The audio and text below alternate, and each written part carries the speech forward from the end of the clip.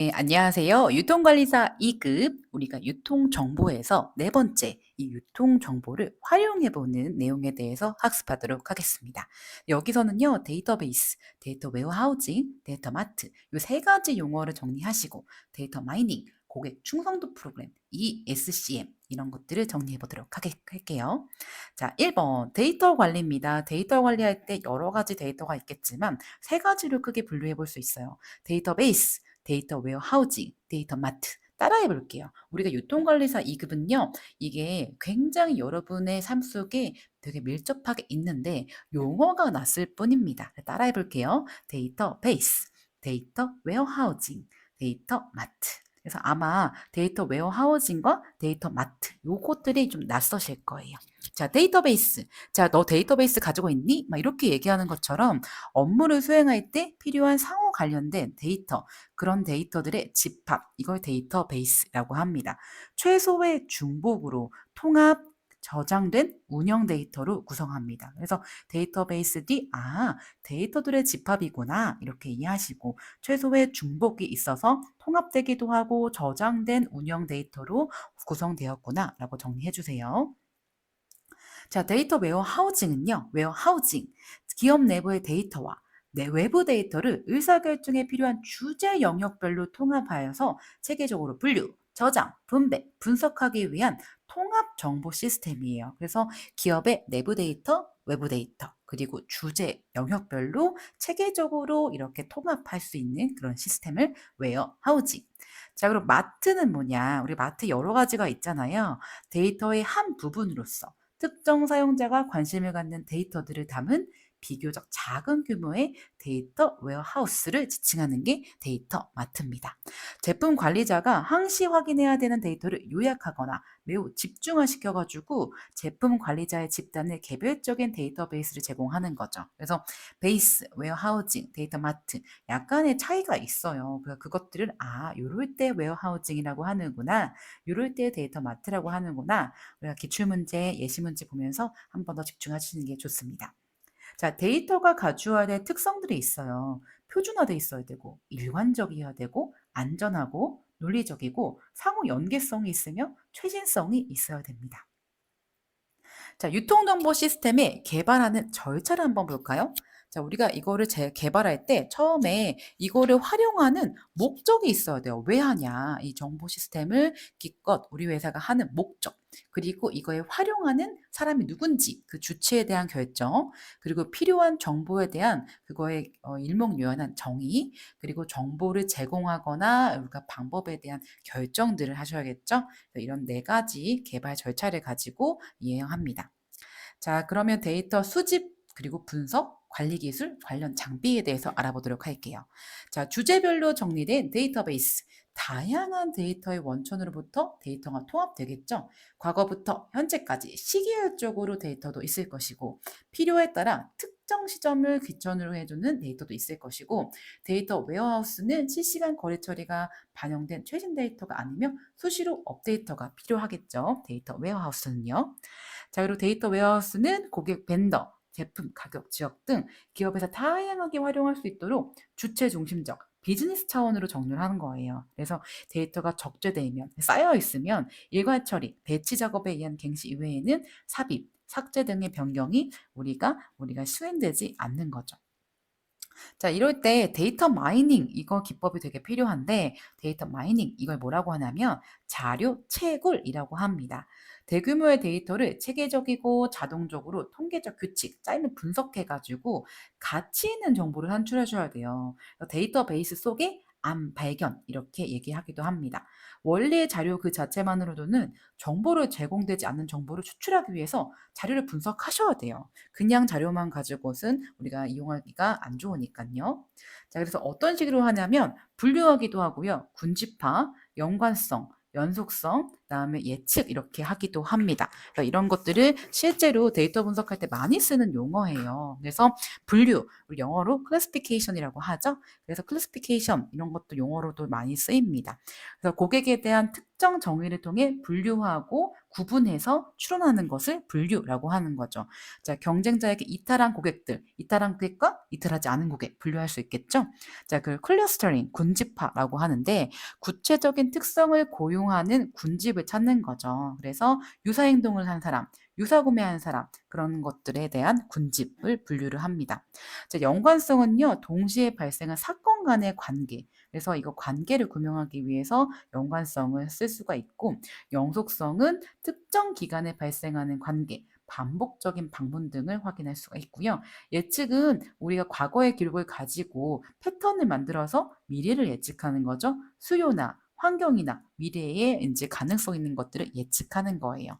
그래서 실제로 데이터 분석 프로그램 쓰시면 클래시피케이션 할래, 클러스터링 할래, 뭐 스튜에이션 할래 이런 것들을 선택을 할 수가 있어요. 그래서 이런 용어들을 예시를 보면서 어떤 것이구나 한번 생각하시면 되겠죠.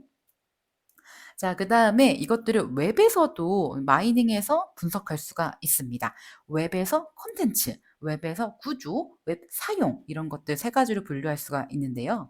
웹 콘텐츠는 웹사이트를 구성하는 페이지 내용 중 유용한 정보 이런 콘텐츠를 추출하기 위해서 하는 거죠. 그러니까 페이지에 있는 것 중에 의미 있는 내용을 추출하기 위한 거 선택하는 것을 웹 콘텐츠 마이닝이라고 합니다.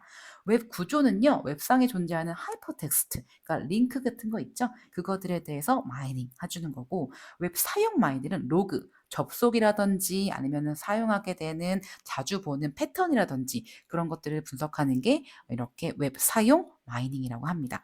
그러니까 어떻게 보면 웹에서 어떤 식으로 하는지 내가 원하는 게 뭔지를 구분해서 웹 컨텐츠, 웹 구조, 웹 사용 이 세 가지를 분류하시면 되겠죠. 자, 그리고 시멘틱 웹이라는 단어도 있습니다. 시멘틱이 뭐냐? 언어나 논리의 의미와 관련된 뜻의 단어를 시멘틱이라고 합니다. 컴퓨터가요, 정보의 자원의 뜻을 이해하고 거기다 추론까지 할 수 있는 차세대 지능형 웹을 시멘틱 웹이라고 해요. 자, 추가로 파일의 데이터 크기들이 있죠? 그래서 이런 것들을 한번 생각을 해보면 비트, 니블, 바이트, 워드, 필드, 레코드, 파일 이렇게 파일의 데이터의 계층 구조를 한번 정리해 드렸습니다.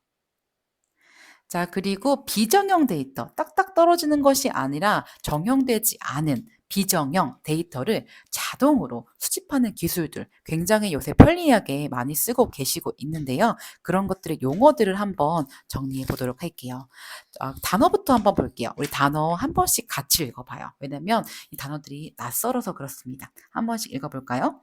맵 리듀스, 맵 리듀스, 마이크로 블로깅, 마이크로 블로깅, 웹 크롤링, 웹 크롤링, 센싱, 센싱, RSS 리더, RSS 리더, 로그 수집기, 로그 수집기, 쿠키, 쿠키.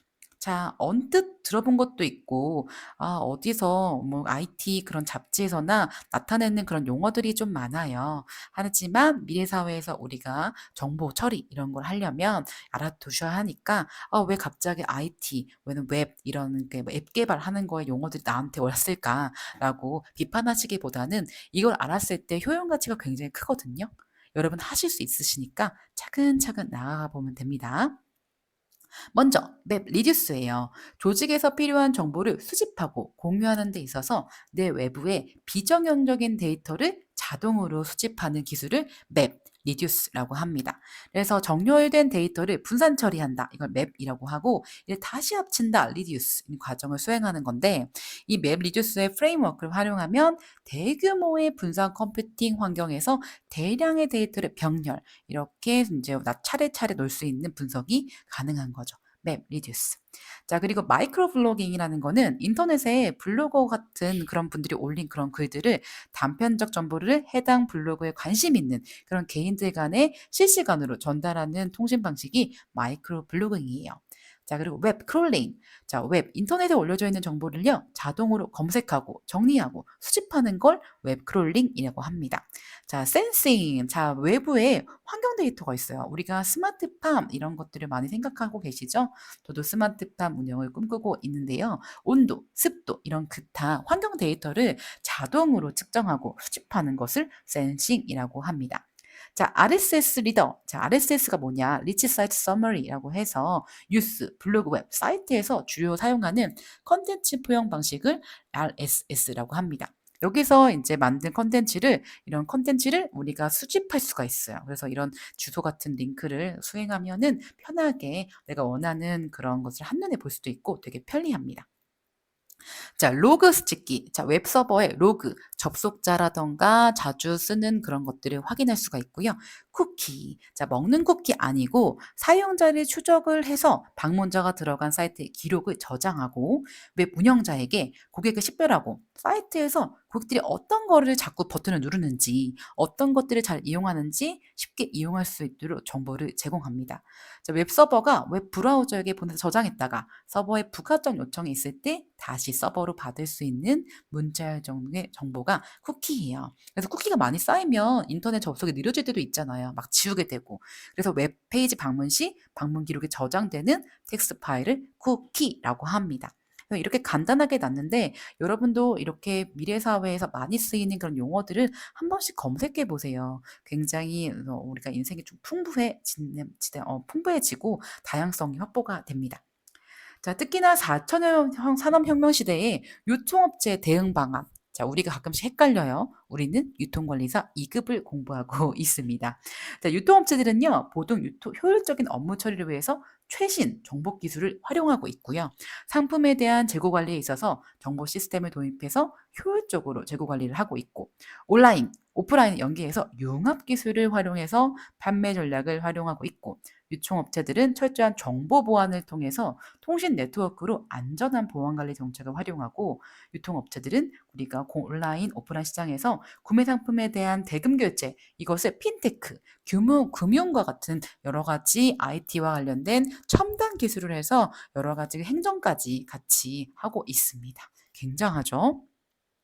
자, 그런데도 안타깝게 정보통신에 피해들이 좀 있어요. 근데 이런 것들을 용어들을 정리하시고 피해를 당하지 않도록 미리 사전에 방지해야겠죠.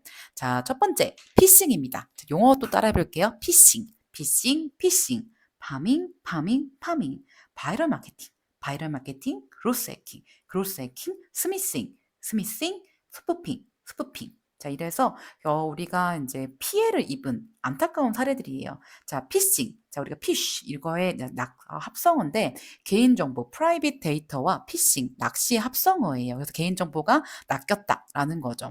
자, 파밍은 앞선 코드의 컴퓨터에 사용자 PC가 조작돼 가지고 금은 정보가 빼내지는 것이 파밍입니다.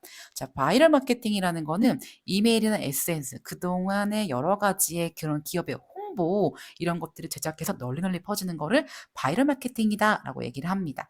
자, 그로스 해킹은 성장, 그로스와 해킹의 합성으로 한정된 예산하에서 빠른 성장을 행하는 스타트업에게 효과적인 마케팅 기법. 자, 그리고 스미싱은 문자 메시지, 피싱의 합성어로서 예를 들어서 모바일 청첩장이 와가지고 악성 코드가 스마트폰에 설치되었을 때 발생하는 그런 피해, 스미싱. 스푸핑은 악의적인 네트워크 침입자가 웹사이트를 구성해서 사용자 방문 유도해가지고 인터넷 프로토콜의 그런 결합을 이렇게 활용해서 사용자 시스템 권한을 획득한 다음에 정보를 빼내는 거. 그래서 피싱, 파밍, 그다음에 스미싱, 스푸핑 굉장히 피해 사례고 바이럴 마케팅과 그로스 해킹은 여러 가지 마케팅 기법들의 예시입니다. 그것들을 한번 구분하시면 되겠죠.